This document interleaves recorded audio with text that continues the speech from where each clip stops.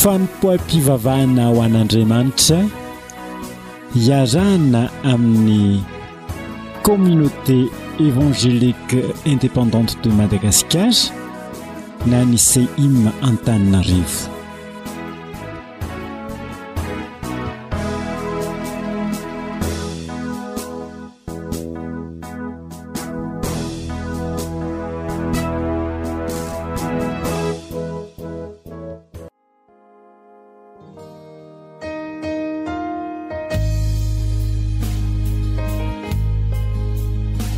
Chers auditeurs, chères auditrices, nous vous saluons au nom de notre Seigneur Jésus. Que la grâce du Seigneur Jésus-Christ, l'amour de Dieu et la communion du Saint-Esprit soient avec vous tous. Amen. En introduction, nous lisons ce que l'apôtre Paul dit aux chrétiens de Thessalonique dans sa première lettre au chapitre 5, le verset 18. Au nom de Jésus, soyez reconnaissants en toutes circonstances, car c'est la volonté de Dieu pour vous qui appartenez au Christ Jésus. Amen. Nous allons répondre favorablement à cette exhortation de l'apôtre Paul. Et en ce dimanche 6 février 2022, nous, la CEIM francophone d'Ankadinjaman, communauté évangélique indépendante de Madagascar, vous invite donc à se joindre à elle pour offrir ce culte à notre Dieu. Pour commencer, nous allons donc chanter de tout notre cœur « Compte les bienfaits de Dieu ».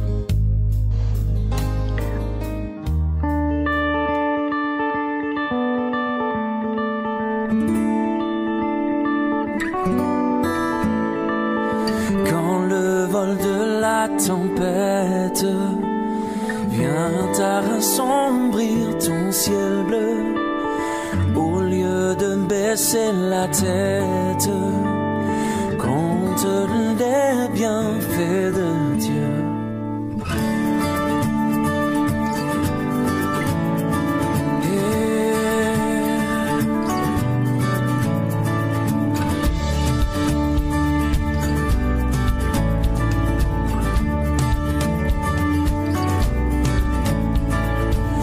Sur la route glissante, tu chancelles sous ta croix. Pense à cette main puissante qui t'a béni tant de fois. Compte les bienfaits de Dieu, mets-les tous devant tes yeux, et tu verras en adorant combien le nom en est grand.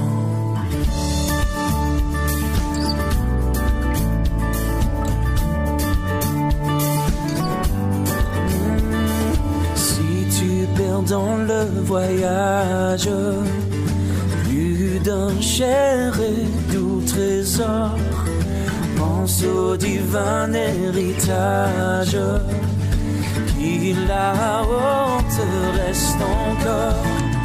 Compte les bienfaits de Dieu, mets-les tous devant tes yeux, et tu verras en adorant combien le nom en est grand.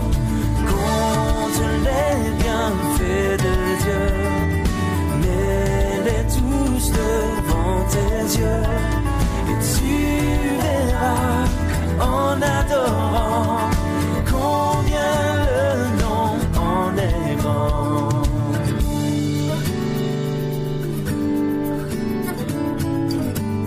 Yeah.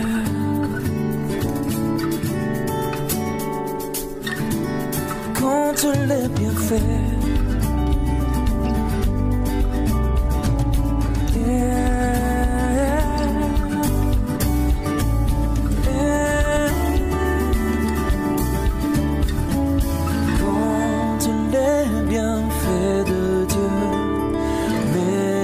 Tous devant tes yeux, et tu verras en adorant combien le nom en est grand.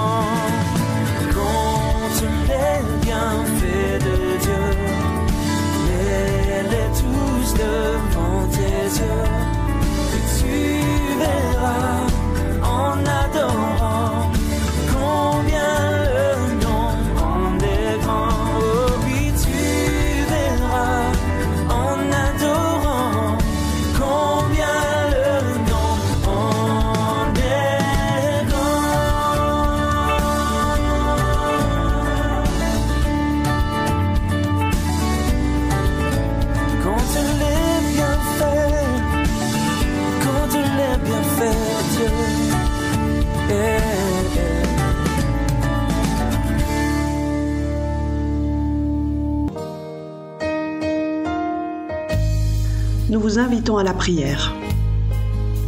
Seigneur notre Dieu, nous voulons te rendre grâce pour ce dimanche que tu nous accordes, où nous pouvons encore nous retrouver autour de ta parole, autour de ta personne, pour te rendre un culte. Oui, nous te remercions, Seigneur, parce que tu nous as gardés tout au long de la semaine écoulée, et aujourd'hui, pour débuter cette nouvelle semaine, nous pouvons te rendre un culte. Nous te remercions parce que nous pouvons nous réjouir en toi, et c'est d'ailleurs ton invitation. Nous voulons te remercier, Seigneur, parce que tes promesses sont oui et amen. Nous pouvons les saisir avec confiance. Et quand tu nous dis, n'aie pas peur, je suis avec toi, ne sois pas effrayé, je suis ton Dieu, je te fortifierai, je t'aiderai, je te soutiendrai de ma droite triomphante. Oui, nous pouvons te faire confiance. Aussi, merci Seigneur. Nous voulons aussi te remercier pour les nombreux exaucements de prière. Merci Seigneur notre Dieu. Et merci surtout, parce que dans ton amour, tu ne nous as pas laissés dans nos péchés, perdus, loin de toi. Mais tu es venu jusqu'à nous, Seigneur Jésus, obéissant au Père. Tu es venu pourvoir à notre salut et nous réconcilier avec Dieu notre Père. Merci pour cet amour.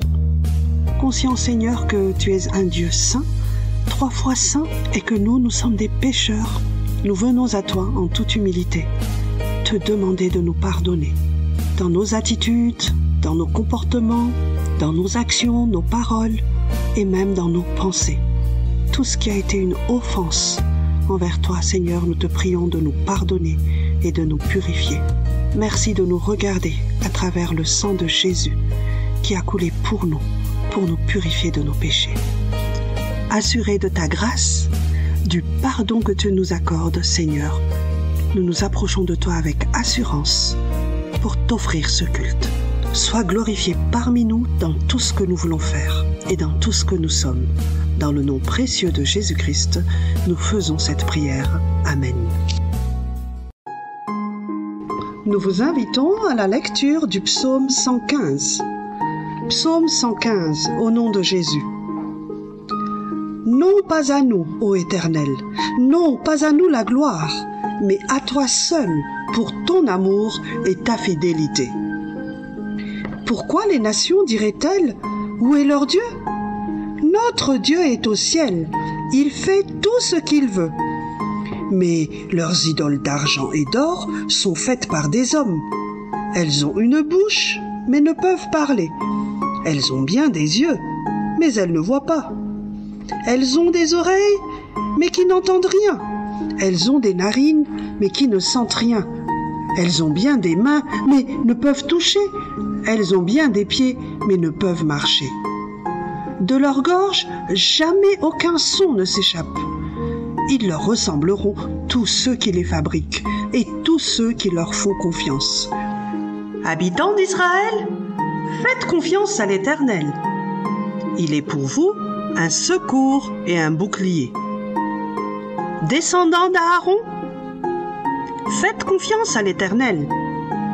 Il est pour vous un secours et un bouclier. Vous qui le révérez, faites confiance à l'Éternel. Il est pour vous un secours et un bouclier. Amen.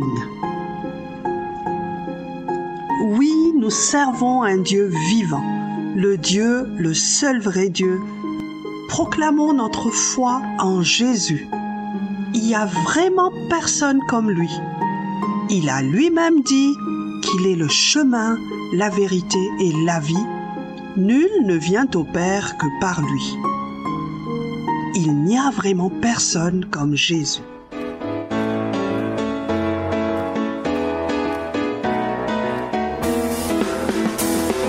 Il n'y a vraiment personne comme Jésus. Il n'y a vraiment personne comme Jésus. Il n'y a vraiment personne comme Jésus. Il n'y a vraiment personne comme lui.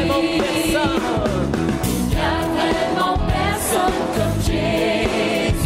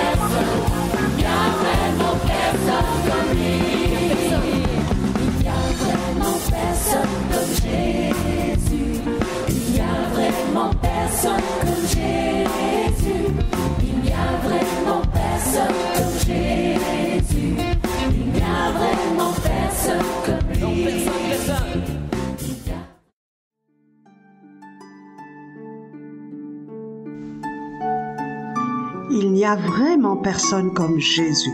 Jésus, notre Sauveur. Il est aussi notre ami. Cet ami fidèle et tendre. Il est toujours prêt à nous entendre, à répondre à notre cri. Il connaît nos défaillances, nos chutes. Il est sévère en ses exigences, mais il est riche en son amour. Il est toujours prêt à nous comprendre quand nous sommes en souci. Nous sommes invités à lui dire toutes nos craintes, à lui ouvrir tout notre cœur. Ces paroles saintes nous rendront le vrai bonheur. Il est toujours prêt à nous défendre quand l'ennemi nous presse. Il nous suit dans la mêlée, il nous entoure de ses bras et c'est lui qui tient l'épée et qui décide des combats. Il est toujours prêt à nous apprendre à vaincre en comptant sur lui. S'il nous voit vrais et sincères à chercher la sainteté, il écoute nos prières et nous met en liberté. Jésus, cet ami fidèle et tendre, bientôt il viendra nous prendre pour être au ciel avec lui. Suivons donc l'étroite voie, comptant toujours sur son secours, et bientôt nous aurons la joie de vivre avec lui toujours. Quel ami fidèle et tendre nous avons en Jésus-Christ.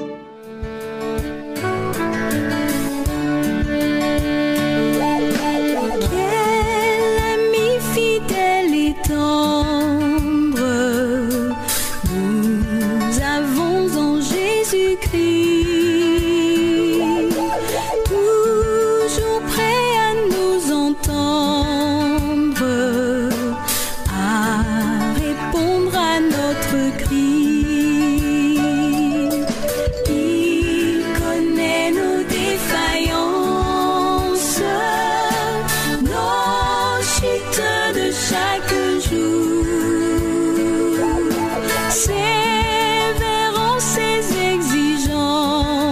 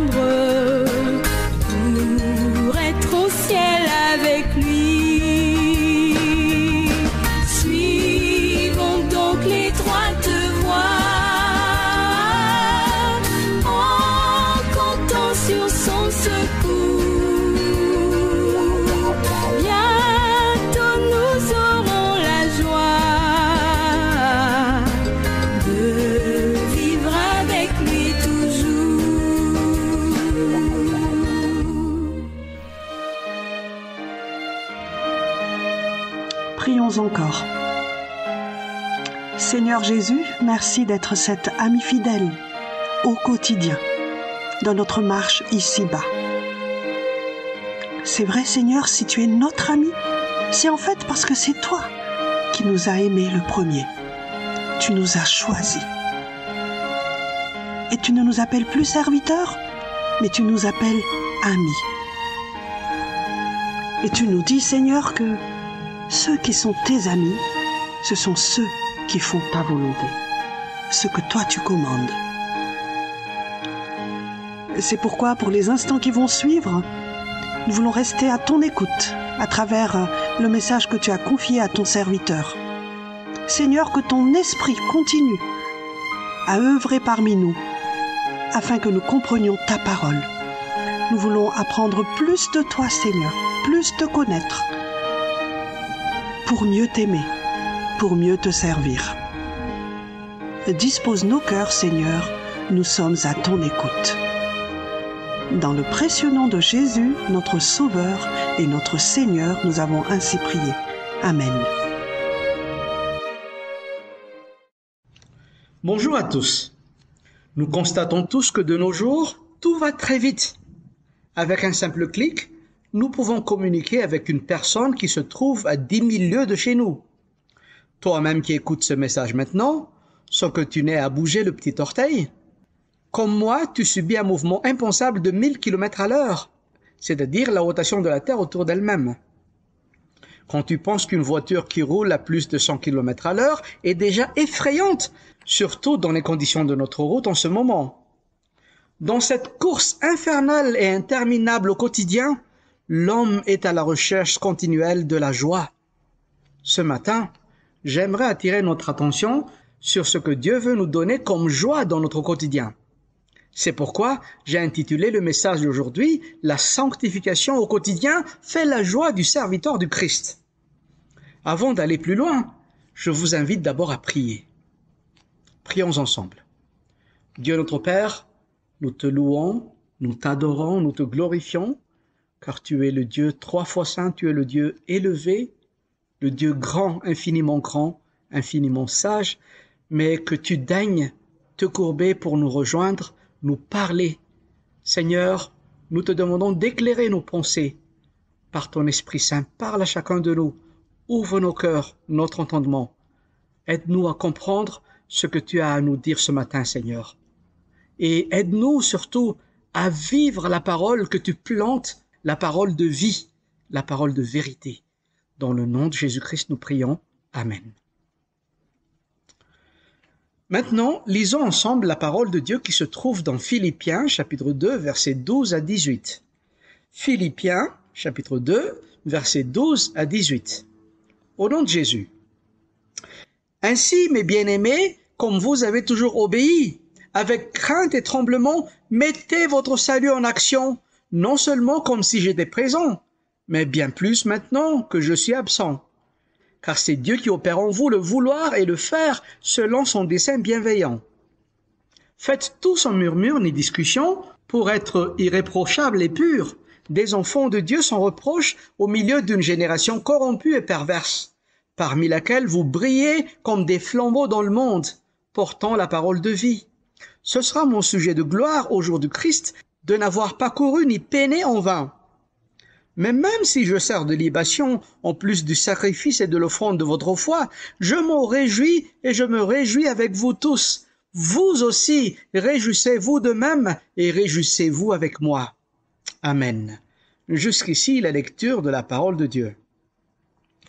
Nous allons voir que Dieu veut vraiment nous procurer de la joie dans notre quotidien. Cette joie se trouve dans notre marche fidèle avec le Christ. En premier lieu, nous soulignerons que le salut en Jésus-Christ nous conduit sur le chemin de la sanctification. Ensuite, que ceux qui se sanctifient en Jésus-Christ brillent comme des flambeaux dans le monde. Et pour terminer, la sanctification fait la joie du chrétien. Abordons tout de suite le premier point de notre message. Le salut en Jésus-Christ nous conduit sur le chemin de la sanctification. Encore une fois, le salut en Jésus-Christ nous conduit sur le chemin de la sanctification. L'apôtre Paul est en prison à Rome quand il écrit cette lettre aux Philippiens. Lisons Philippiens chapitre 1 verset 1. Paul et Timothée, serviteurs du Christ Jésus, à tous les saints en Christ Jésus qui sont à Philippe, aux évêques et aux diacres. Mais qui sont ces saints? Voici la définition donnée par le Larousse. Un saint est un chrétien canonisé dont la vie est proposée en exemple par l'Église et auquel est rendu un culte public. Ou encore la définition selon Wikipédia. Les saints sont des personnes distinguées par différentes religions pour leur élévation spirituelle et proposées aux croyants comme modèle de vie en raison d'un trait de personnalité ou d'un comportement réputé exemplaire. Mais la Bible ne dit pas cela, les amis. Paul écrit à des personnes ordinaires, mais qui ont été mises à part pour Dieu. En effet, l'Église est le nouveau peuple de Dieu, de même qu'Israël était une nation sainte, parce qu'il avait été appelé par Dieu, mis à part pour lui et pour le servir. Lisons ensemble Exode, chapitre 19, versets 5 et 6.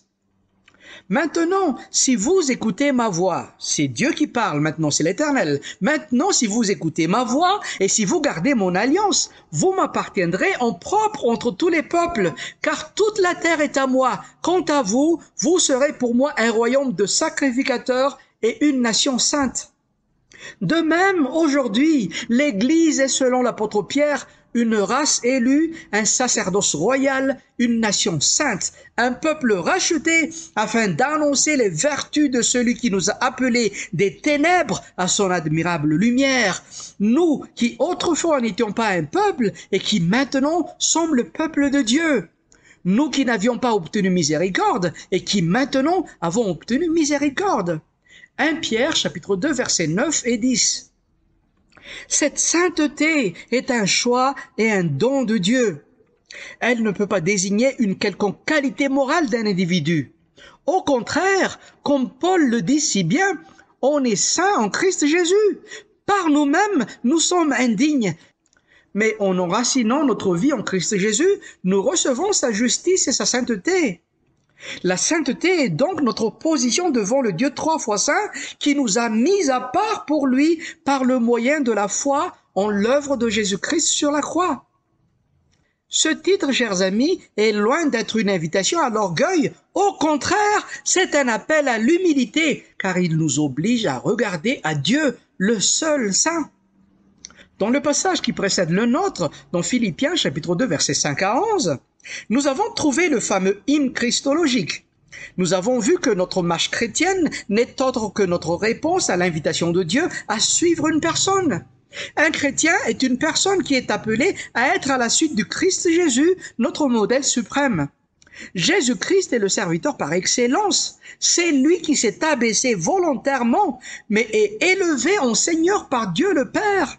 Cet hymne christologique est un appel à ceux qui confessent que Jésus-Christ est Seigneur. Or, si la confession vient du cœur et non seulement de la bouche, la vie du Christ dans chacun se reflète dans la communauté. Et cette communauté des saints est à son tour le reflet de l'humilité, de la soumission absolue à Dieu et du renoncement à soi, ce qui a caractérisé la vie du Christ sur la terre. Relisons les versets 12 et 13 de Philippiens chapitre 2. Ainsi, mes bien-aimés, comme vous avez toujours obéi, avec crainte et tremblement, mettez votre salut en action, non seulement comme si j'étais présent, mais bien plus encore maintenant que je suis absent. Car c'est Dieu qui opère en vous le vouloir et le faire selon son dessein bienveillant. Nous avons ici une des merveilleuses déclarations de Dieu sur la part de Dieu et la part de l'homme dans la sanctification. La Bible nous enseigne que nous sommes sauvés par la grâce seule. C'est par la grâce en effet que vous êtes sauvés, par le moyen de la foi, et cela ne vient pas de vous, c'est le don de Dieu, ce n'est point par les œuvres, afin que personne ne se glorifie. Éphésiens chapitre 2 versets 8 et 9. C'est Dieu qui a commencé une œuvre bonne chez le chrétien et c'est toujours lui qui la rendra parfaite au jour de Jésus-Christ. Lisons Philippiens chapitre 1 verset 6. Et c'est Paul qui le dit. Je suis persuadé que celui qui a commencé en vous une œuvre bonne en poursuivra l'achèvement jusqu'au jour du Christ Jésus. Chers amis, Nous sommes sauvés par la grâce seule, par le moyen de la foi en Jésus-Christ qui s'est sacrifié sur la croix à notre place. Mais le salut, une fois reçu dans la vie, nous sommes appelés à continuer notre marche chrétienne dans la sanctification. La sanctification est un processus de mise à part, de consécration à Dieu et de séparation du mal. Le salut en Jésus-Christ ne produit pas des chrétiens passifs. Au contraire, le salut en Jésus-Christ nous conduit sur le chemin de la sanctification. Le salut est accompli par le Christ, mais l'Église est appelée à le manifester par sa conduite. Il est également important de noter que ce que Paul entend par « avec crainte et tremblement »,« mettez votre salut en action » ne veut pas dire que notre salut dépend de notre effort et de notre obéissance. Encore une fois, nous voyons dans ce verset l'importance de la part de l'homme et celle de la part de Dieu dans la sanctification. Le salut est l'œuvre de Dieu du début jusqu'à la fin. L'homme, une fois sauvé, est appelé à mettre son salut en action. Manifester l'amour de Dieu autour de lui, marcher dans l'obéissance à Dieu et à sa parole au quotidien, marcher dans la vérité et dans la lumière, à l'exemple de son Seigneur bien-aimé. Le verset 13 est un verset clé pour notre sanctification, car c'est Dieu qui opère en vous le vouloir et le faire selon son dessein bienveillant. Avons-nous noté que le verbe opérer est au temps présent? C'est-à-dire que Dieu opère continuellement en nous et il agit sur notre volonté. C'est lui qui permet que nous nous soumettions à lui. Il nous donne la force d'obéir à sa parole, à faire ce qui lui plaît et à être des personnes selon son cœur. De cette manière, ses plans et ses projets pour notre vie trouvent leur accomplissement. La crainte et le tremblement nous montrent simplement que par nous-mêmes nous sommes faibles et que nous sommes appelés à dépendre de Dieu, à lui montrer également notre attachement respectueux à sa personne. Cher ami, la question qui se pose à toi ce matin est celle-ci. As-tu reçu le salut qui t'est offert gratuitement par Jésus-Christ sur la croix? Le salut est un don gratuit offert par Dieu pour le pécheur qui se repent et qui croit en Jésus-Christ, le Sauveur des âmes et le Seigneur de sa vie. Si la réponse à ma question est non, alors qu'attends-tu? Maintenant même, confesse à Dieu tes péchés et soumets ta vie à la Seigneurie de Jésus-Christ. Crois dans ton cœur que Jésus est venu te sauver de tes péchés et confesse avec la bouche qu'il est ton Seigneur à la gloire de Dieu. Car si tu confesses de ta bouche le Seigneur Jésus, et si tu crois dans ton cœur que Dieu l'a ressuscité d'entre les morts, tu seras sauvé. Car en croyant du cœur, on parvient à la justice, et en confessant de la bouche, on parvient au salut. Romains chapitre 10, versets 9 et 10. Et si la réponse à cette question est oui, c'est donc que tu es déjà un enfant de Dieu. Tu as déjà confessé Jésus-Christ comme ton Seigneur et ton Sauveur. Alors, la parole de Dieu t'invite à mettre ton salut en action avec crainte et tremblement. Qu'est-ce que cela veut dire? C'est le Seigneur lui-même qui t'invite ce matin à réfléchir sur la manière comment tu manifestes dans ta manière de vivre ta relation intime avec le Seigneur. Comment est ta vie de prière en ce moment? Où en es-tu en ce qui concerne la lecture et la méditation de la parole de Dieu au quotidien? Comment est-ce que tu manifestes à ton entourage l'amour de Dieu que le Saint-Esprit déverse dans ton cœur? Où en es-tu dans ta marche dans la sanctification? Sachant que dans toutes ces choses que le Seigneur te demande de faire, il ne te délaisse pas ni ne t'abandonne pas. Il est celui qui opère en toi le vouloir et le faire selon son dessein bienveillant. Ta part à toi, cher ami, c'est de lui faire confiance et de dépendre de lui et de continuer fidèlement ta marche avec lui. La vie chrétienne n'est pas une vie pépère. Une fois sauvés en Jésus-Christ, nous sommes appelés à continuer notre marche dans la sanctification, tout en étant conscients que sur ce chemin, il y a la part de Dieu, mais il y a aussi la part de l'homme. Le salut en Jésus-Christ nous conduit sur le chemin de la sanctification. Il ne produit pas de chrétiens passifs. C'était le premier point de notre message. Abordons maintenant le deuxième point. Ceux qui se sanctifient en Jésus-Christ brillent comme des flambeaux dans le monde. Je répète, ceux qui se sanctifient en Jésus-Christ brillent comme des flambeaux dans le monde. Relisons les versets 14 à 16 de notre passage dans Philippiens chapitre 2. « Faites tout sans murmure ni discussion pour être irréprochables et purs, des enfants de Dieu sans reproche, au milieu d'une génération corrompue et perverse, parmi laquelle vous brillez comme des flambeaux dans le monde, portant la parole de vie. Ce sera mon sujet de gloire au jour de Christ, de n'avoir pas couru ni peiné en vain. » Les murmures sont un rappel de l'attitude des Israélites dans le désert. Lisons par exemple Exode chapitre 16, versets 1 à 3. Exode chapitre 16, versets 1 à 3. Toute la communauté des Israélites partit d'Élim pour arriver au désert de Sin, qui est entre Élim et le Sinaï. Le 15e jour du second mois, après leur sortie du pays d'Égypte, alors toute la communauté des Israélites murmura dans le désert contre Moïse et Aaron. Les Israélites leur dirent: « Que ne sommes-nous morts par la main de l'Éternel dans le pays d'Égypte, quand nous étions assis près des marmites de viande, quand nous mangions du pain à satiété ? Car vous nous avez fait venir dans le désert pour faire mourir de faim toute cette assemblée. » En fait, en murmurant contre Moïse et Aaron, les Israélites se rendaient coupables devant Dieu, car c'est contre l'Éternel qu'ils se rebellaient. Et Paul dénonce les relations interpersonnelles entre les Philippiens. Leur manque d'amour et de soumission mutuelle représente une offense à Dieu. Ce verset est un avertissement solennel pour tout chrétien. Être en Christ, être saint, c'est-à-dire mis à part pour Dieu et par Dieu, être sauvé ou encore être un enfant de Dieu implique de vivre en communion avec le Seigneur notre Dieu. C'est donc agir et parler en conséquence. Écoutons comment l'apôtre Jean le dit dans 1 Jean chapitre 1 versets 5 et 6. « Voici le message que nous avons entendu de lui, que nous vous annonçons, Dieu est lumière, il n'y a pas en lui de ténèbres. Si nous disons que nous sommes en communion avec lui et que nous marchons dans les ténèbres, nous mentons et nous ne pratiquons pas la vérité. Mais si nous marchons dans la lumière, comme il est lui-même dans la lumière, nous sommes en communion les uns avec les autres, et le sang de Jésus, son Fils, nous purifie de tout péché. » Si l'Église est appelée à manifester l'amour de Dieu autour d'elle, dans l'unité et dans l'humilité, sans se plaindre et sans murmurer, ce n'est pas uniquement en sa faveur, c'est surtout pour rendre témoignage à la lumière. Pour être irréprochables et purs, des enfants de Dieu sans reproche au milieu d'une génération corrompue et perverse, parmi lesquelles vous brillez comme des flambeaux dans le monde. C'était le verset 15 de notre passage du jour. Ici, les mots irréprochables et purs n'indiquent pas une qualité morale parfaite et sans faille.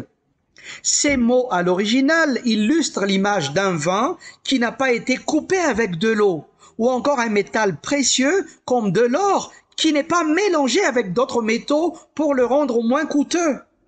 Un chrétien est irréprochable et pur quand il est entièrement rempli de l'Esprit de Dieu, qui exclurait donc tout autre esprit qui ne vient pas de Dieu.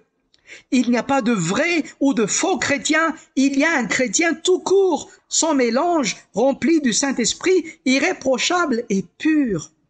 Dans le monde qui nous entoure, il y a tellement d'imitations, n'est-ce pas, de gens corrompus et pervers. Ces personnes-là sont dans les ténèbres spirituelles, mais Jésus-Christ est venu dans le monde pour être la lumière du monde, et celles et ceux qui suivent le Christ ne marchent pas dans les ténèbres, mais ils ont la lumière de la vie. Jean chapitre 8, verset 12. Il n'est pas étonnant que l'apôtre Paul ait repris le passage de l'Ancien Testament. Si nous lisons Deutéronome chapitre 32 verset 5, nous trouvons ceci. S'ils se sont corrompus, c'est-à-dire les païens, ce n'est pas lui, mais ses fils qui sont à blâmer, race perverse et retorse. Les mêmes qualificatifs sont repris par Paul, mais la première partie, appliquée à l'Église, est transformée. Des enfants de Dieu sans reproche au milieu d'une génération corrompue et perverse. Le monde qui nous entoure n'a pas beaucoup changé. Il est dans les ténèbres et il a besoin de repères. Le repère dont le monde a réellement besoin aujourd'hui, ce sont les disciples du Christ qui acceptent d'être des porte-lumière pour le monde qui ne connaît pas Dieu. Cher ami, je te repose la question de tout à l'heure. Comment est ta vie de sanctification au quotidien?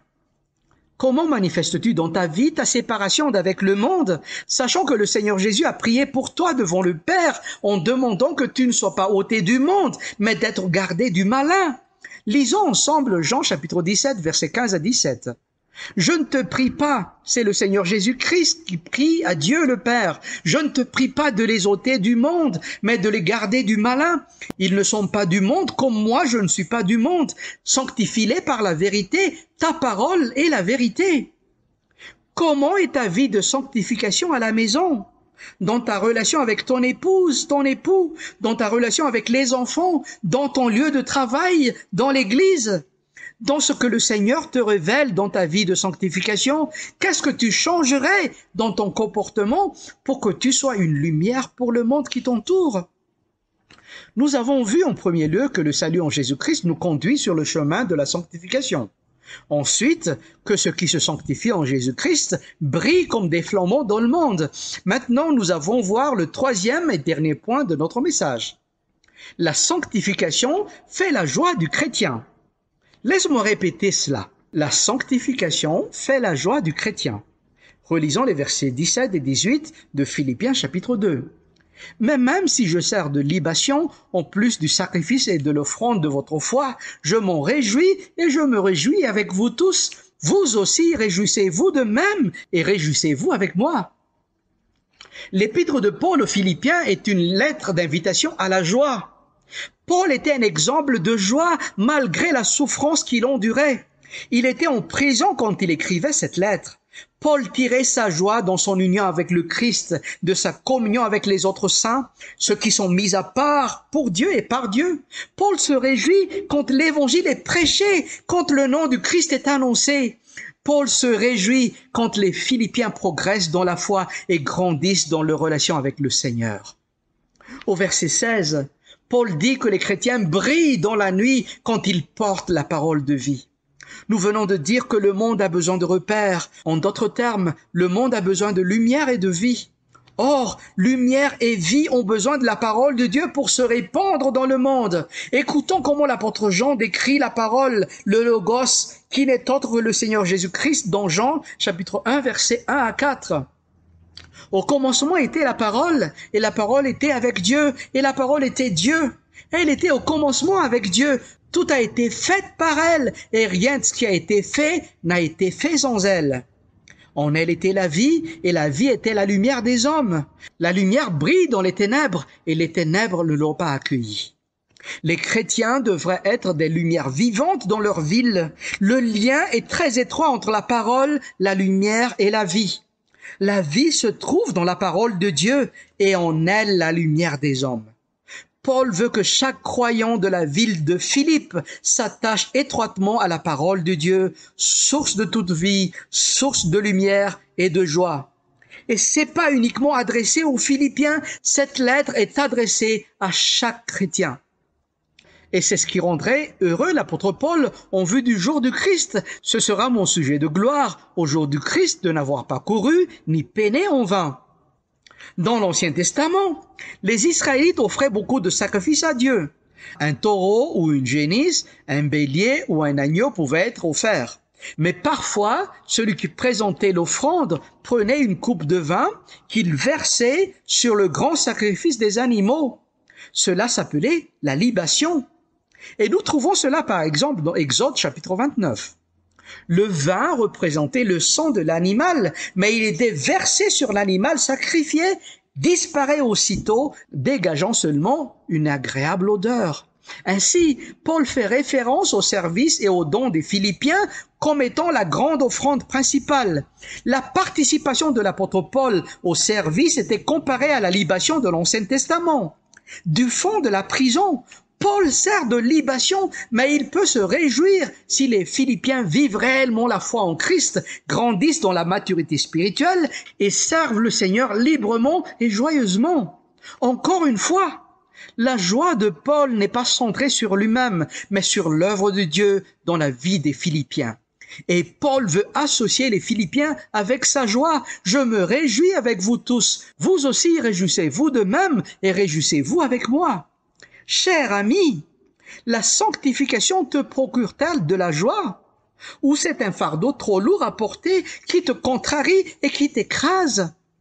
Te réjouis-tu quand les autres chrétiens autour de toi grandissent dans la sainteté, dans le service pour le Seigneur et pour l'Église?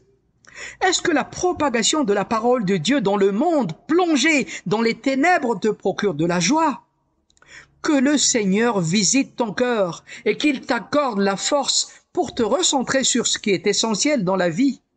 Que le Saint-Esprit change les motivations profondes de nos cœurs afin que la joie du Seigneur lui-même soit notre joie. Que le chemin de la sanctification soit notre joie au quotidien et que cette joie soit beaucoup plus contagieuse que le Covid ou d'autres virus encore. Bien-aimés en Christ, que le Seigneur vous bénisse et à lui seul soit la gloire. Amen.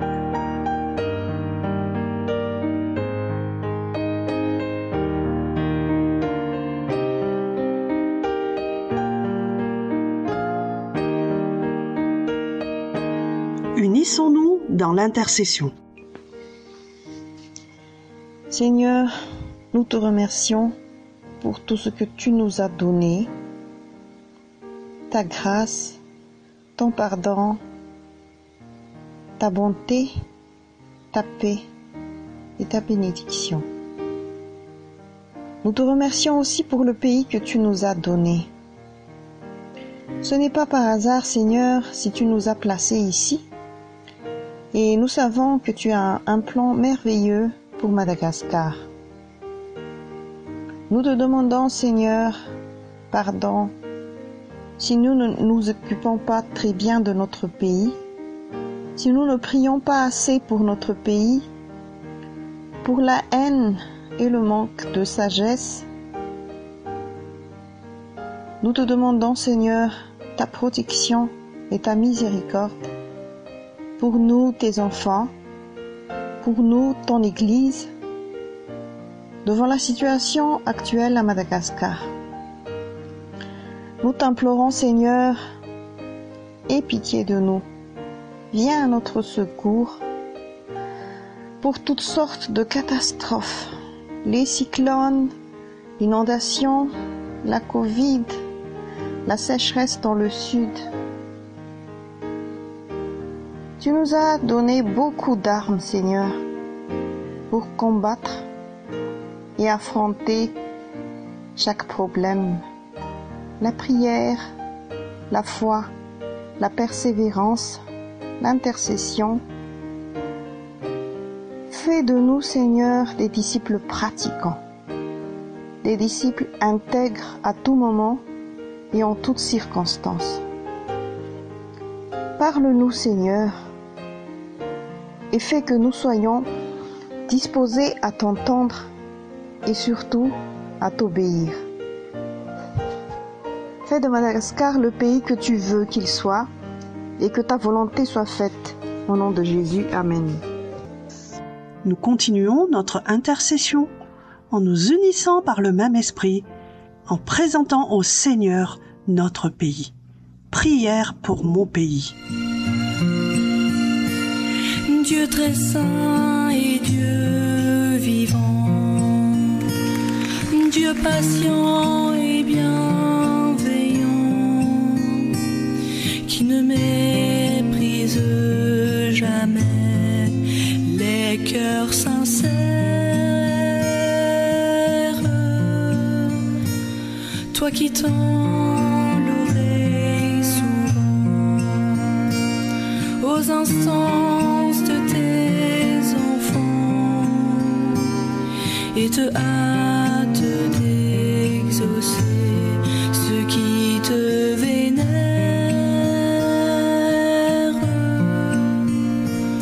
Toi le roi et notre Père, dont les bras sont grands ouverts.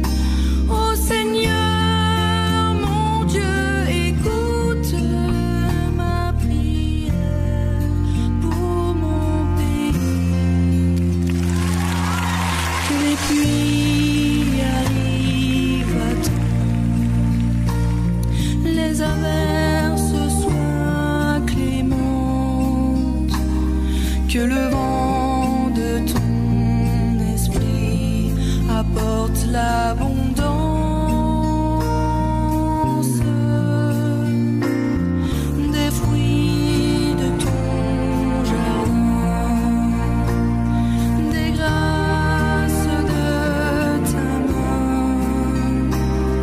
comme la rosée du matin dans ta constance,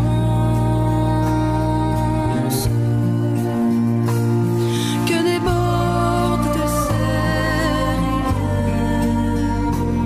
de le pardon qui nous libère, que la paix inonde la terre, c'est ma prière pour mon pays. Que les sorts soient rejetés, que le mal soit dévoilé, que tes enfants ne soient jamais, jamais complices, que les puissances et les pouvoirs s'unissent sous ton regard, qu'ils t'honorent et qu'ils s'emparent de ta justice,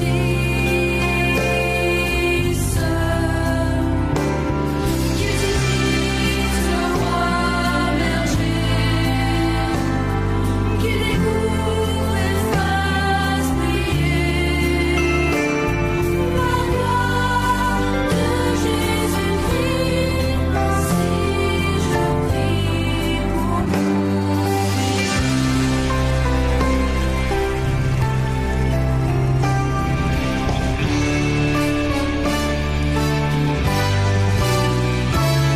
que ton règne vienne enfin, apporter son doux parfum et le baume guérissant de ton alliance,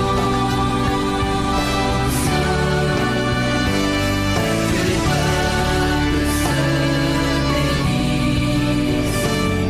par ton amour qu'ils s'unissent sous les merveilleux auspices de ta présence,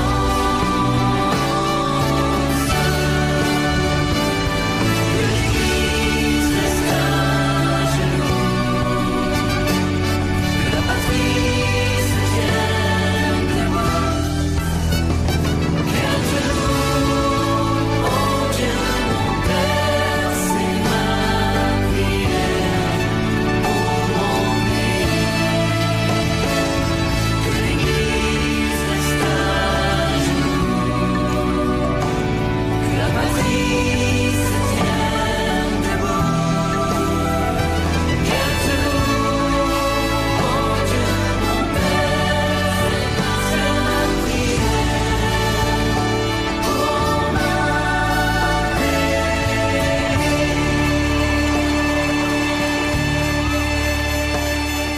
Bien-aimés en Christ, recevez la bénédiction de notre Seigneur. À celui qui, par la puissance qui agit en nous, peut réaliser infiniment au-delà de ce que nous demandons ou même pensons, à lui soit la gloire dans l'Église et en Jésus-Christ pour toutes les générations et pour l'éternité. Amen. Soyez bénis et à Dieu seul soit la gloire.